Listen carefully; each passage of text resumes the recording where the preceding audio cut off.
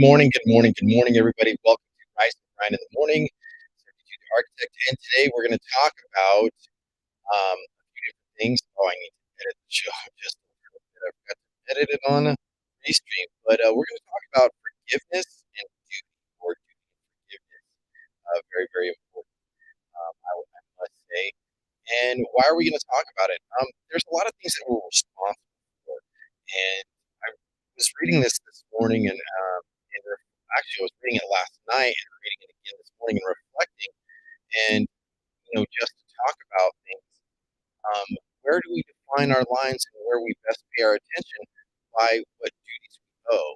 So that's what we're going to talk about specifically today on Rise and Grind. So give me just a few seconds.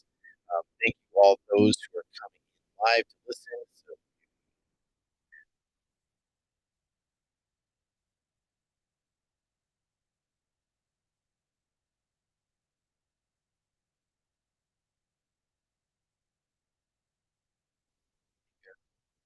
sorry about this. I'm probably going to edit out some of these voices later on. So just joining the show and I get live. Let's see. Have the descriptions. Let's see.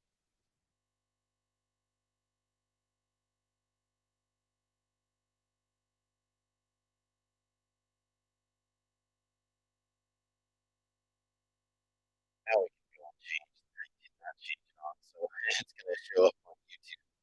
Saving to stream. All right. Good morning, Allison. How you doing? Welcome to Rise and Grind. So duty and forgiveness. Why is this so important? So as I was reading Marcus Aurelius' quote from Meditation 7.63, he says, as Plato said, every soul is deprived of truth against its will. The same holds true for justice, self-control, goodwill to others, and every single virtue. It's essential to constantly keep this in your mind, or it will make you more gentle to all. And I think that's very, very poignant and definitely beneficial. So Ryan goes into describing the quote. He gives his reflection. He says, as he would way up Via Dolorosa on the top of a California hill, Jesus, or Christius, he would have been known to Seneca and other Roman contemporaries, had suffered immensely. He had been beaten, flogged, stabbed, forced to bear his own cross, and was set to be crucified on the next two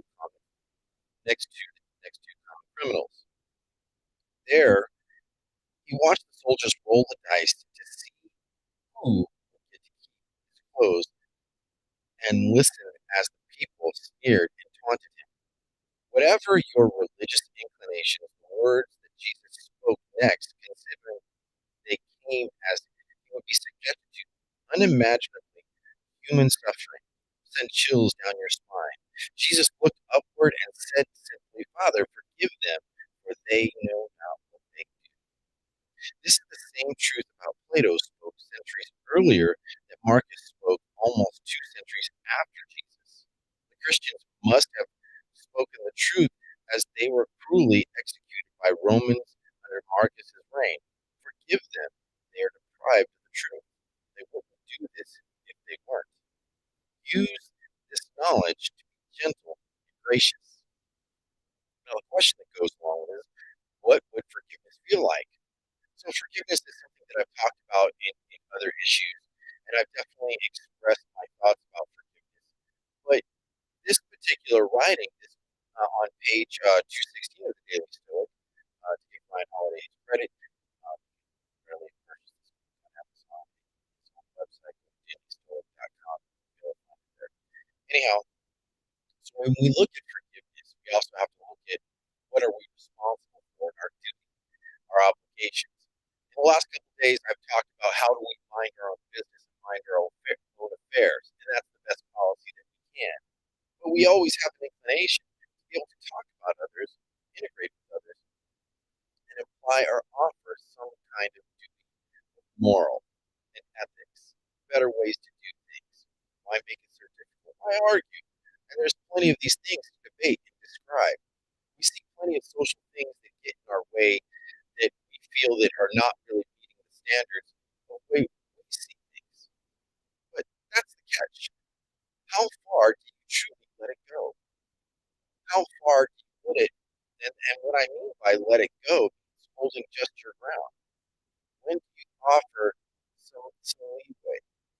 And that's why I properly label this duty and forgiveness. Because in duty, when you're in charge of something, you've got to set parameters in which you're going to operate that thing. Just like what you do with a lot of your jobs, careers, your projects, you have signed up or agreed to giving somebody something, a way to get something done. It's an exchange. And a lot of us talk about, we pass this on knowledge from our job life, our work life, to our personal life.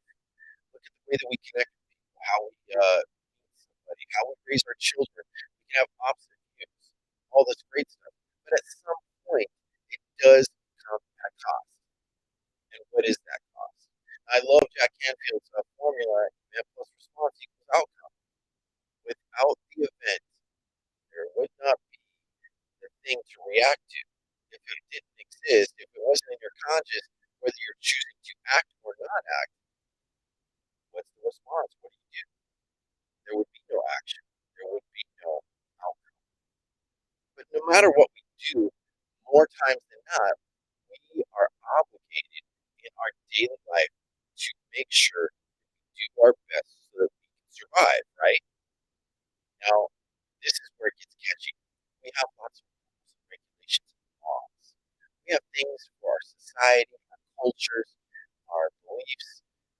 There's all these different duties that keep us in somewhat of our own lane. When we get curious about how to tell others how to live within their own lane.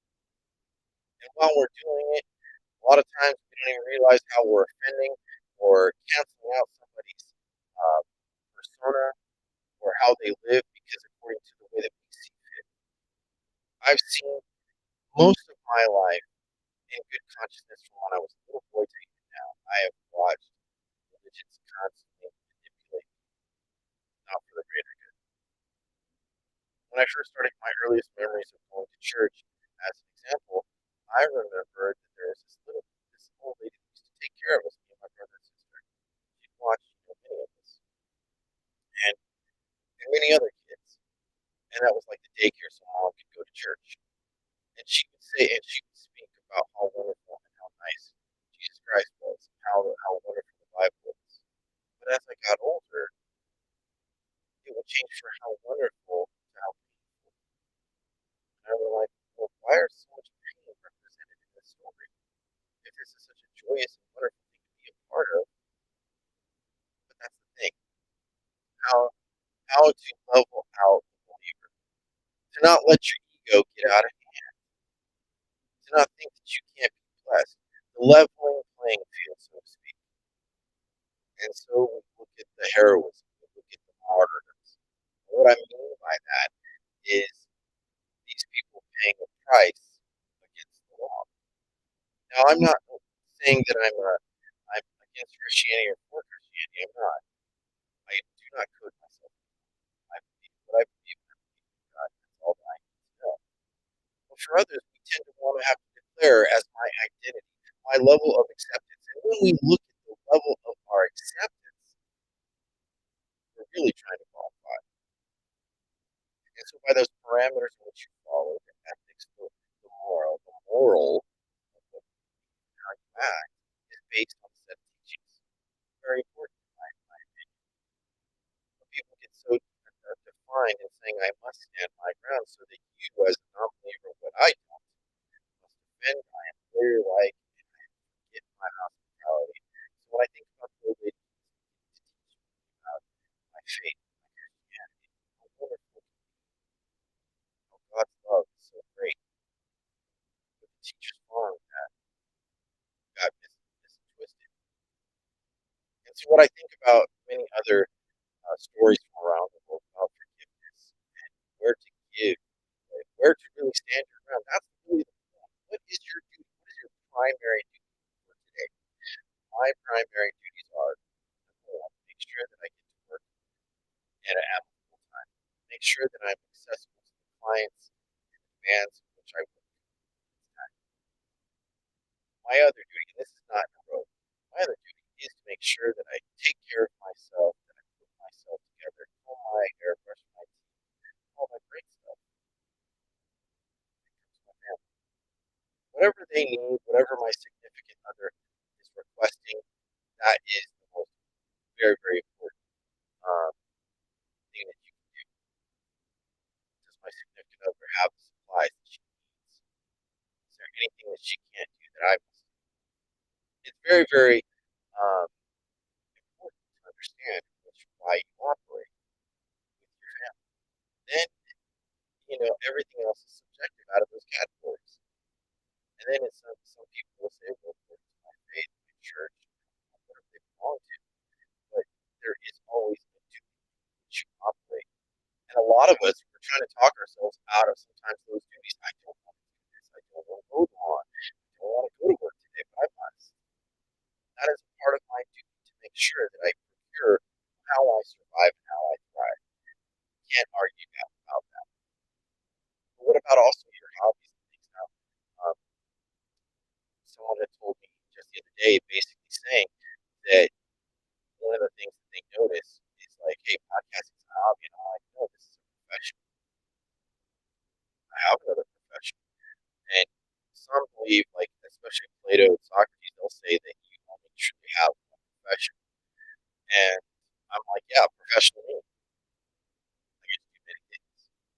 And I craft my skills. But see, this is where the beauty part of forgiveness enters in. Now, when we don't qualify, we're not doing things others which they, where do we divide the lines? Hey, where they start and where we stop. Where does that happen? See, the beauty thing about is forgiveness has taught me a level of hospitality that I never understood. Forgiveness got me to a place where I was like, I don't have to hold these bad standards, these bad programs, these bad understandings of how the world really works. More or less, I look at actually how I operate with others. Can I get along?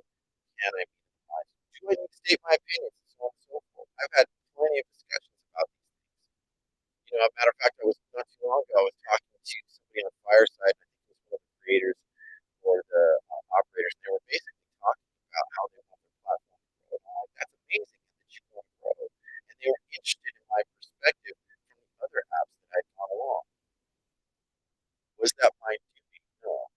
Was that my giftness? My giving, my sharing? Absolutely. You know, but I also remember the feeling that I'm not so eager to play ball with just creators of apps. You know, why? Because of what other apps I've been through and circumstances and situations. But then that comes to an end. And that's where forgiveness entered in. Is what I is what I'm doing allowing me to see a broader perspective and be exposed to or explore brand new avenues of communication, my message, why I come on here, why I come on to speak.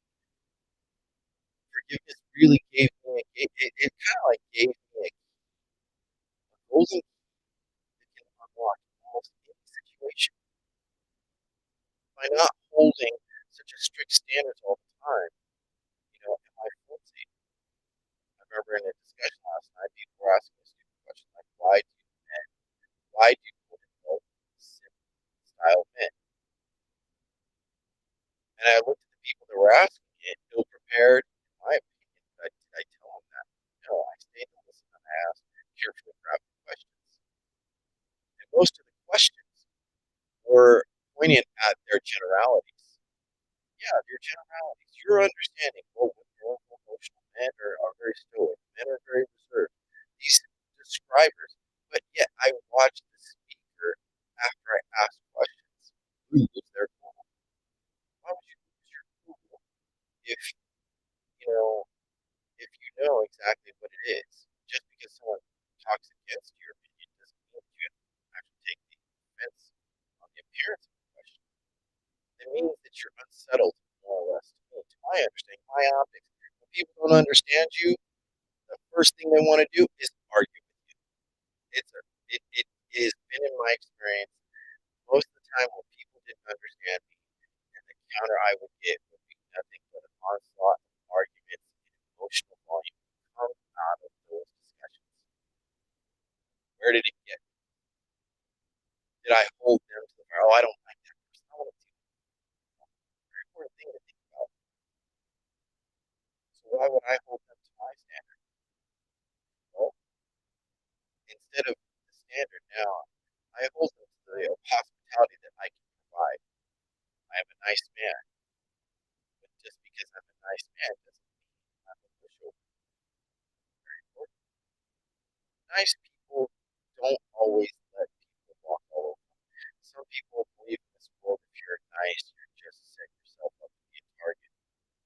What I really liked about what today's reading was when Ryan was kind of talking about Christ. It's like, hey, they don't know what they're doing. Forgive them, God. He was praying. This is the one part of the story of Jesus Christ that I really, truly, I enjoyed. And it was, and some twisted and manipulate that phrase, forgive them for they don't know what they do. When someone violates this, I don't automatically think that. If someone offended me or hurt me, I don't always say forgive them for they don't know what they do. But when I get to my calm and my resolve, I do say in recollection, forgive them for their misunderstandings and their misgivings. That's been a hard one to reach personally. So when we look at our duties, how much flexibility are you really willing to negotiate with, or just give? It's the one. It usually can be the one thing that can define how you're offended and how you're not. See, like you say something to your mom doesn't understand, or your dad. You know, at what point do you draw the line? I think it's very, very important. And when we know that where we can draw lines with not only our significant others, friends, family, we begin to understand of how we operate. Rules. Oh, we're in Mexico, we can't do this. We don't talk about that. Even making me think about one of my daughter's favorite movies right now, Encanto. And there's a song, we don't talk about that. That was a rule within the family. Why don't they talk about the lost brother? Because he's misunderstood and praised. He doesn't go along with the family narrative, the rules, so to speak. His duty to be a part of this family and go along with the matriarch mother, all what she says. But in the movie, the character, I think, Mighty Beth, she's like, I wasn't given a gift. Why? And treated like she and ostracized within her own family. Oh, it's okay. Don't get in the way. Don't cause any problems. Don't make a scene out of this. It's your duty to your family. And this was thoroughly expressed, and this has been expressed in many different stories when you define it. And it took the destruction of the home, the casita, as they called it. When the casita was destroyed, the grandmother by a river didn't realize how much she had hurt her own family by her own selfish desire, will to protect that special light when it comes to all their gifts, their blessings. The duty was more important than the liveliness of giving, hospitality, forgiveness. So the grandmother asked the daughter, Mighty Bell, forgive me now. And what I loved about the story was is that how, in the end, the the townspeople came together to try to help build back the casita. That it was still alive, whether they had special gifts or not. Now think about how that actually applies to you, your special gifts, in which you talk. Wait, how you deliver yourself. Are your rules more important than living? We have so many rules and regulations now that I think we make rule on top of rule on top of rule, and people are miserable. People complain about the level of taxes and inflation every single day. And they ask, what can we really do? We go out and protest in the streets when something isn't agreeing with you.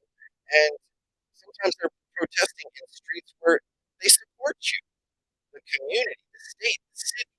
Their politics say, no, we support your for example, pro-choice. We will not kill, we will not imprison you if you choose to do this thing, right? But people will go and protest and try to make a scene, and hopefully the others where it's not acceptable will see it.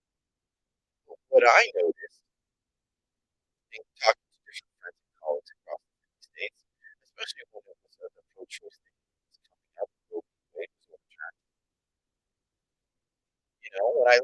When I talked to them, they weren't seeing they're like, oh, Californians, they're crazy people. They got way crazy inflation. That governor there, Gavin, they're just lost in space. That was a generality. So are they really going to hear the protesters? Likely not. So how do you appeal to people's sensibility? It's not going to be just through protesting. It's follow-up action, not just because you're angry right now, but it's your consistent hospitality, your forgiveness. You know what? Forgive them for their misunderstandings. Maybe we don't meet eye to eye right now, but that's okay. The way that we look at how we treat each other and how, most importantly, how we treat ourselves. Some people cannot actually speak on a moral without speaking with their faith first. Is that wrong? I don't know. But I'll definitely say that it definitely gives a jaded view. But see, in my faith in God, my journey along the way, what I've learned most importantly is to pay attention to the way that I live with others and I operate with others. And that does mean that I don't need to always hold the strict rule and regulation. It means, can I listen? Can I understand? Can I operate with a contemporary attitude and not an aggressive attitude? Can I actually give them space? Matter of fact, I remember I was talking on wisdom. There was this individual, for example, let's just call it Mary. Now, Mary would come on my shows. And sometimes I find her, she'd interrupt and go off on a tangent. But I started learning how to adapt and adopt a different style of mantras and understanding of living. What I did with that was instead of just being like, hey, get out of here with your whatever story, I would readdress the question so that people would provide according to the topic. And as you like to talk about certain things from my profession, what I work with. And so by carefully escorting, the attention, her opinion was actually, her opinions were well received. What did that do for me? It gave me a pathway to meet the line where somebody I rejected. I forgave myself, and that person now is looking to go this. And I appreciate that because that's what you need. The more objections and rules you hold up, you know, how many people are you discriminating against? We can't always be inclusive to everybody, but what is the most hospitable and genuine way that we can invite others to what we do, how we process, and how we can share and get over the problems that we have today? In my opinion, forgiveness is a big part of it, and understanding what is your real duty, what is your primary focus. My simple answer is to be the best person you can be. Doesn't mean you have to be a pushover. Doesn't mean you have no voice. It just means I will try to operate with the best intentions without hurting anyone. Simple as that. That's coming up the last few minutes on my broadcast. Thank you so much for everybody listening. Here live on Podbean. I'm on Restream, which is producing to YouTube and all these other great places. Thank you for those who come in. And for those who are going to watch it recorded, as well as recording live on Fireside. I do appreciate Fireside. Fireside has a wonderful platform that I would encourage others to join, especially for content creators. And it is definitely some infusion of good people and speakers of all check out Fireside. If you have any questions, feel free to reach out to me. And matter of fact, I'll post uh, on my stream right now in my link tree. It's https semicolon / link tree tr.ee/72darktech. Find my social media and find my YouTube, my Twitch, my Facebook, all that great stuff. You can be able to access whenever I have recordings, live streams, all that. Anyhow, thank you to Mark in the studio for listening to. I definitely appreciate you, Mark. Let's see. He's feeling Kansas anymore. Followed by Kansas. Thank you so much, Dan, Mark, for coming by. I definitely appreciate you. Anyhow, that's all the time that I have for Rise and Grind this morning. I hope you all have a productive day. Think about your duties and how they apply to hospitality. Think about your forgiveness as you integrate your life in a better perspective. I also want to give a personal shout out before I go. If you want mud water and a discount, click on my code on live stream, and I'm leaving a link in the view. So follow mud water, you get a discount for the product. It's better than coffee, in my opinion, and I feel a lot better. So shout out to them. Anyhow, that's it. All I have time for Rise and Grind in the morning. I hope, like I said, I hope that you all have a great day, and we'll see you next time.